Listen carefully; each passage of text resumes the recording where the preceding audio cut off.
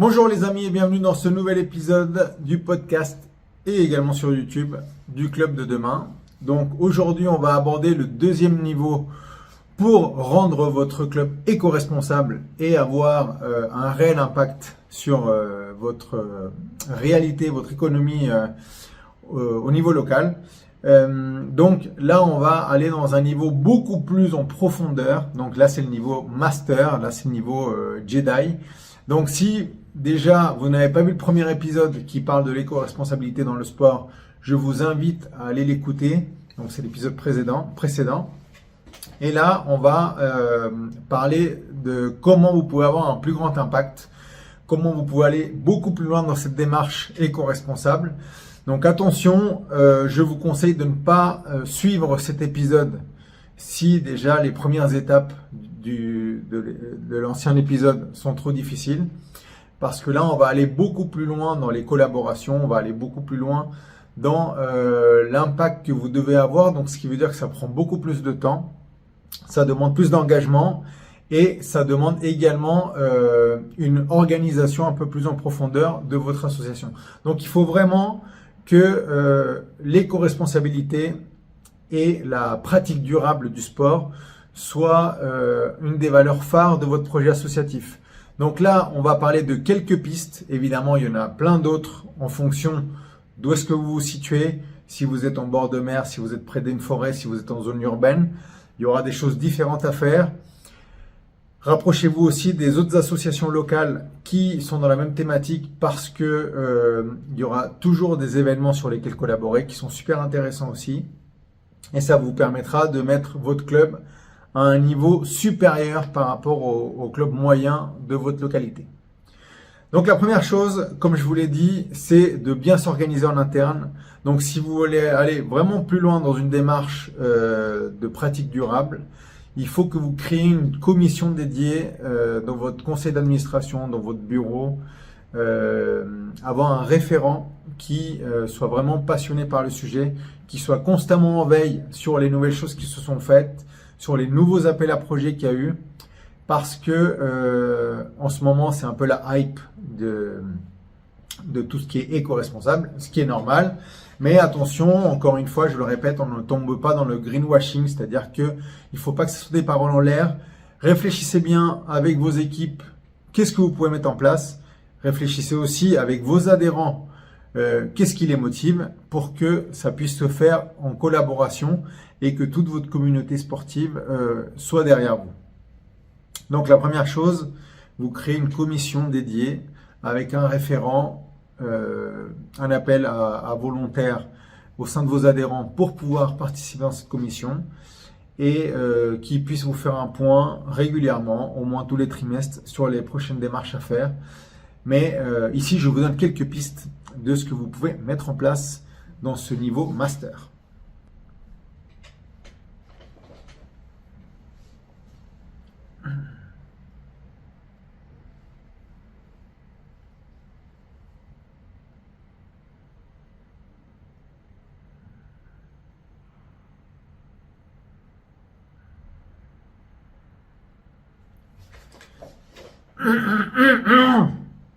Là. Alors, tout d'abord, la première chose qui est très importante, quelles que soient vos décisions, quand vous les mettez en place, préparez les adhérents, communiquez, parlez-en dans les groupes d'entraînement, parlez-en par mail, parlez-en par WhatsApp, parce qu'il faut que tout changement soit progressif. Si vous révolutionnez tout le fonctionnement du club à la rentrée, il va y avoir beaucoup de personnes qui vont être perdues, il va y avoir trop d'informations d'un coup et vous allez perdre beaucoup de monde. Donc l'idée, c'est d'avoir une évolution progressive de votre politique envers l'éco-responsabilité parce que ça va vous permettre également de communiquer aussi plus régulièrement tout au long de l'année. C'est-à-dire que vous envoyez peut-être un mail à la rentrée, vous envoyez un deuxième pour savoir comment s'est passée la rentrée, et ensuite vous envoyez des mails régulièrement ou des messages régulièrement à tous les adhérents pour expliquer la démarche. Mais si vous envoyez tout d'un coup dès le mois de septembre, déjà vous ne profitez pas de toutes ces nouveautés pour garder le contact avec tous vos adhérents, et en plus vous allez saturer les gens avec des informations, ils vont lire que la moitié et le reste, ils s'en tapent. Donc l'idée, c'est vraiment que ce soit progressif dans la communication et comme dans la mise en place. Donc là, ce niveau-là va aller beaucoup plus loin parce que vous allez sortir de la sphère du club. Donc comment est-ce que vous allez sortir de la sphère du club? Tout d'abord en ayant un lieu de pratique beaucoup plus éco-responsable. Donc ce qui veut dire qu'il va falloir contacter une personne à la mairie qui est dédiée à cette thématique-là. Maintenant, il y en a de plus en plus. Et essayer de voir comment faire évoluer les lieux afin qu'ils deviennent adaptés à cette pratique plus durable. Une des premières choses, c'est la consommation générale du gymnase. Donc, on va passer en revue l'ensemble de ce qui va avoir une dépense énergétique. Donc, la dépense classique, c'est l'éclairage. Donc, il faut que ça soit des éclairages LED partout, ce qui n'est pas encore le cas dans les gymnases en zone rurale. C'est encore les lampes des années 80 un peu jaunes là qui vous aveuglent. Donc, essayez de voir avec eux comment mettre en place un éclairage LED. Ensuite, pour parler de l'éclairage, il est super important aussi de ne pas avoir de gâchis d'électricité. Donc, tous les éclairages des toilettes, des vestiaires, des couloirs, mettre en place un détecteur de mouvement pour que ça se déclenche et ça s'éteigne au moment voulu.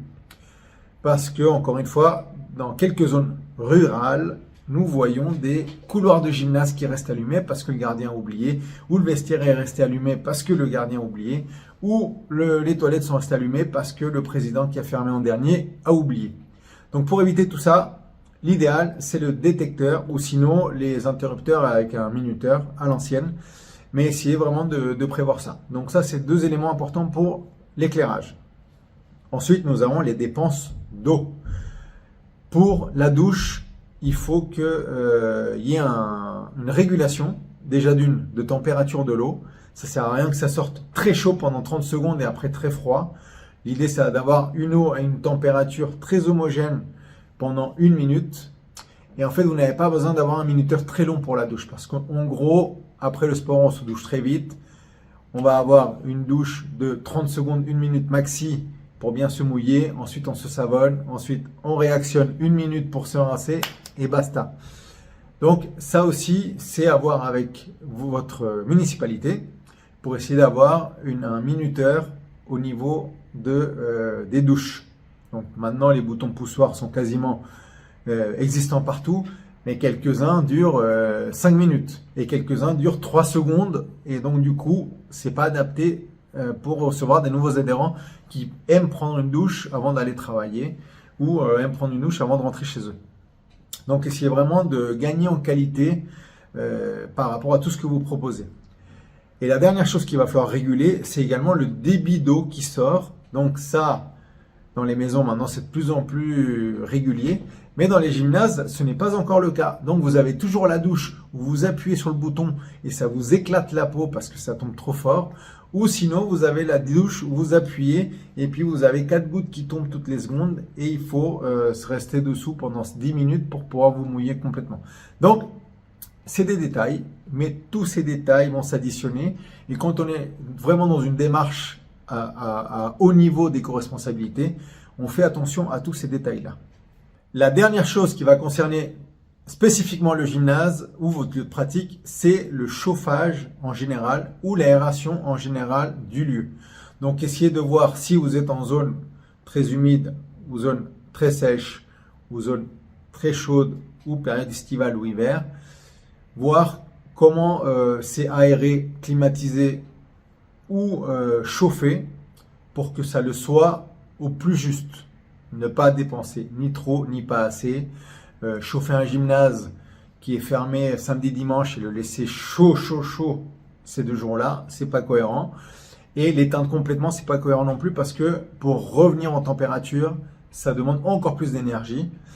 Donc, voyez aussi avec votre référent au niveau de la municipalité quelles solutions vous pouvez apporter, quelles solutions vous pouvez trouver.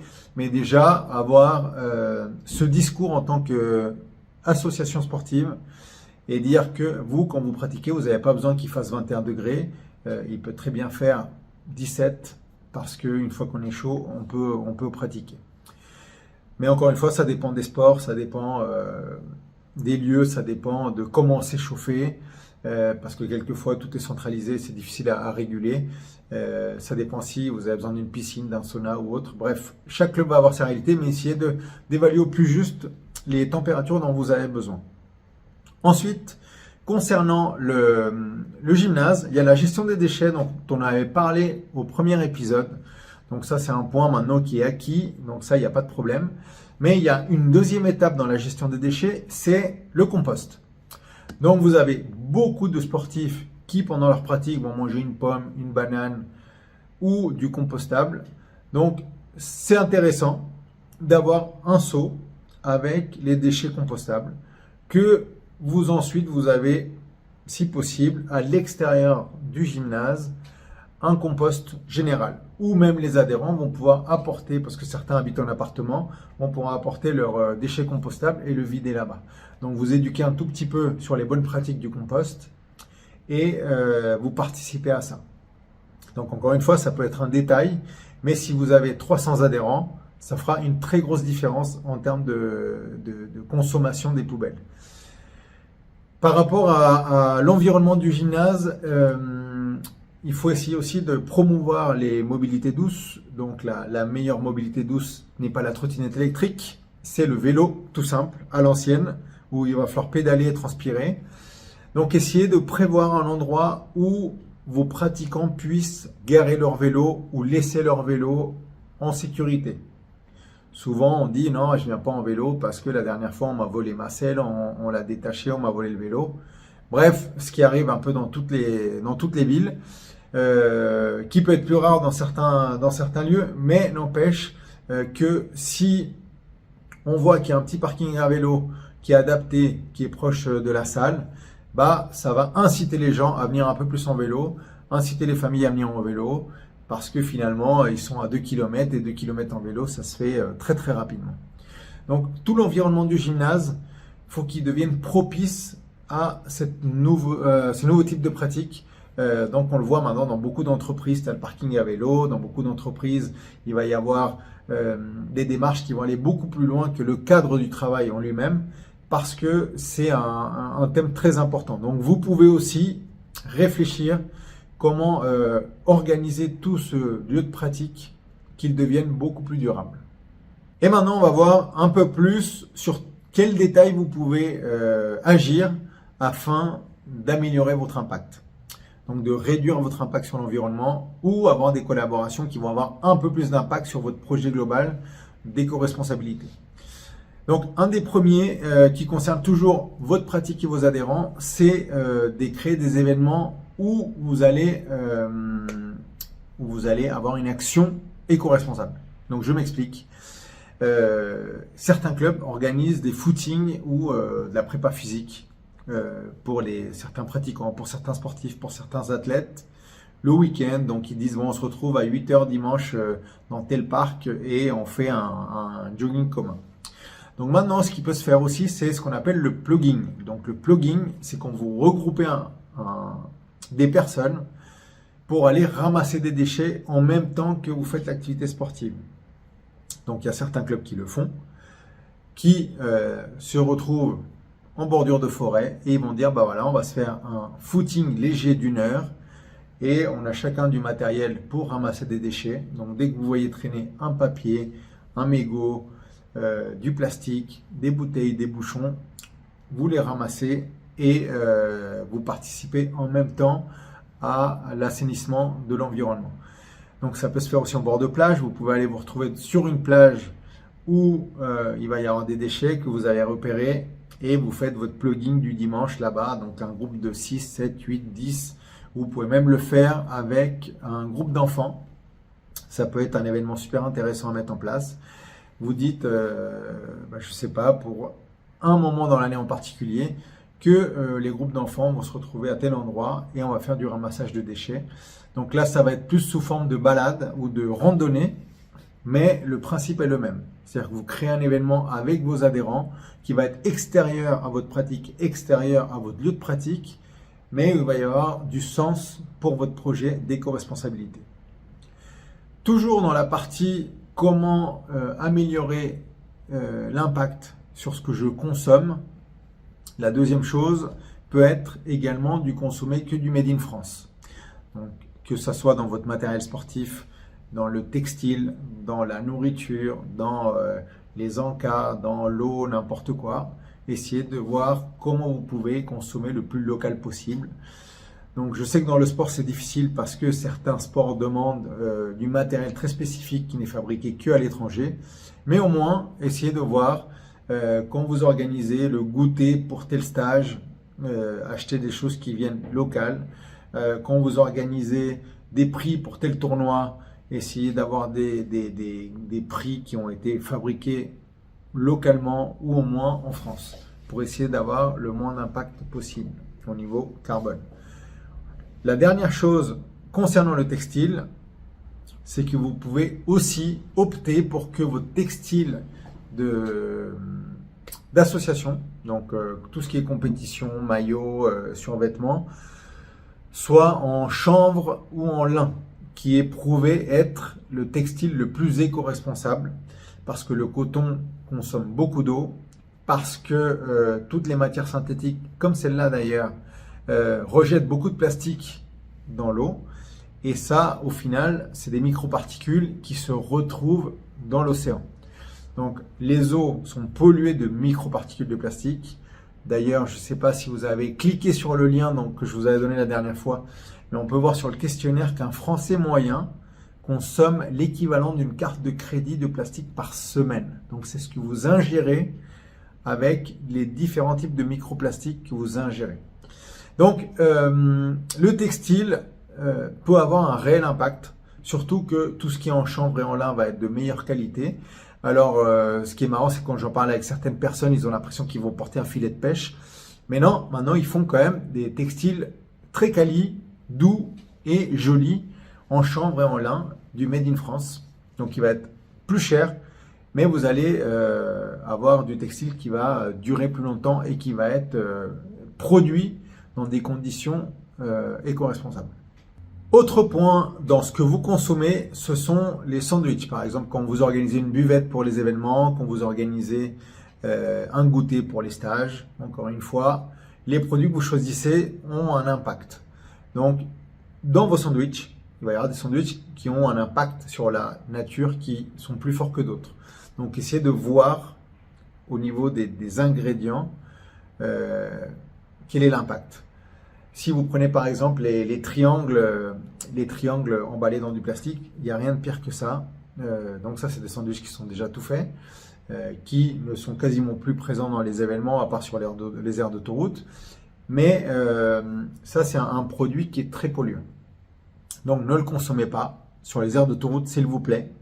Essayez de prévoir un petit pique-nique, un fruit ou quelque chose de votre côté, une baguette au beurre, jambon beurre classique.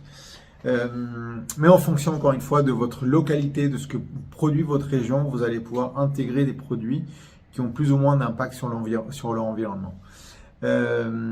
Également pour les pique-niques, les fruits et légumes, et on essaie de prendre du local, évidemment des choses de saison, et essayer de voir qui est le moins d'emballage possible. Donc, tous les détails, encore une fois, vont s'additionner pour que vous ayez une politique globale qui soit cohérente. Une autre action qui peut être très très intéressante, parce que là vous allez avoir un impact beaucoup plus global sur votre commune, c'est d'aller sensibiliser dans les écoles. Donc soit quand les écoles ou les classes viennent pratiquer au sein du gymnase, ou soit que vous ayez un athlète ou des jeunes de votre club qui aillent faire une sensibilisation dans les écoles primaires par exemple, où ils vont montrer les bonnes pratiques contre le plastique, contre la surconsommation, contre l'achat de nouveaux matériels qui soient incessants. Donc essayez vraiment de sensibiliser sur des thèmes bien précis qui soient très simples. Nous par exemple pour la semaine olympique, on avait fait venir toutes les classes qui venaient jouer la journée, et pour cette semaine-là, on leur montrait tout le processus de recyclage du plastique. Donc en gros, comment de petites billes de plastique qui avaient été récoltées en recyclage sont transformées ensuite en matériel durable. Donc nous on travaillait avec Cornillo qui fait une raquette durable tout en plastique qui résiste à tout, et en plus elle est faite avec des billes en plastique qui vient de textiles recyclés. Donc c'était une animation super intéressante parce que les enfants pouvaient toucher les billes en plastique, pouvaient voir exactement comment ça passait de quelque chose qui était très petit, ensuite fondu, à quelque chose qui était visuellement, et après ils jouaient avec un outil de sport, et ensuite leur expliquer que ça peut être reproduit sur plein de choses, donc que ça soit du matériel spécifique ou du matériel un peu plus général au niveau du sport. Donc la sensibilisation auprès des scolaires est super intéressante et vous pouvez beaucoup communiquer dessus, vous pouvez engager les parents dessus, donc ça va donner beaucoup plus d'impact à l'action que vous mettez en place. Voilà, donc j'ai passé en revue les choses qui peuvent avoir un réel impact sur votre politique éco-responsable, parce que là, ça vous fait aller dans un niveau beaucoup plus exigeant, donc, si vous voulez encore aller plus loin, vous pouvez aussi aller analyser votre pollution numérique, donc tout ce qu'on appelle la pollution digitale avec la consommation des data internet, les serveurs. Donc ça, je ne suis pas un spécialiste, mais je vous laisse aller voir sur internet. Vous pouvez aussi éviter toutes les impressions, faire que du digital. À vous d'analyser en fonction de comment vous voulez communiquer. Mais ça aussi, c'est encore une autre piste. Donc, essayez également de voir s'il y a des certifications, parce que dans certaines régions, il y a des certifications pour les établissements qui ont une politique éco-responsable inspirante. Il peut y avoir des labels, que ce soit au niveau ministériel ou que ce soit au niveau de votre fédération. Il peut y avoir des labels parce que vous êtes un club éco-responsable et inspirant pour les autres. Donc tout ça, essayez d'aller les chercher. Essayez de devenir un modèle, un exemple, une référence dans votre sport par rapport à ce nouveau type de pratique qui va être, j'en suis sûr, de plus en plus régulier et commun. Mais encore une fois, c'est avec les petits détails, avec les petits pas que tout le monde associatif va avancer ensemble. Donc, merci de m'avoir écouté jusque-là. Mettez-moi en commentaire, s'il vous plaît, ce que vous en pensez, si vous avez des questions, si vous avez des réflexions, si vous avez un partage d'expérience ou si vous avez également des questions pour un prochain épisode. À très bientôt. Ciao, ciao.